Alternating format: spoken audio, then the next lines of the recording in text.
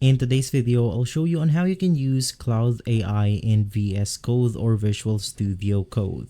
First things first, head over to the application of Visual Studio, and from here you want to navigate through extension. Search for an application or extension named Cline. It's going to be Cline, and then you want to get the Cline bot right here. Click on install and then the trust publisher and install button. Click on trust workspace and install once more, and it will now begin the installation. Wait for the installation to process, and basically this window will show up. You want to choose your process. In our case, it's going to be the bring my own API key.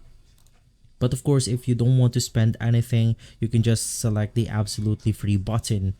Click on continue, and then you simply want to look for the API provider right here. Now it's going to be Anthropic.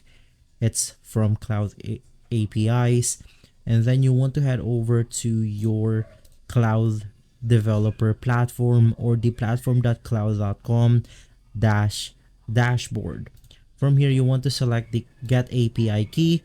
Get your API key from this page, and then you want to copy it back to the Cline extension. Right after, you then want to click on continue, and then you will be able to use Claude AI in Visual Studio Code.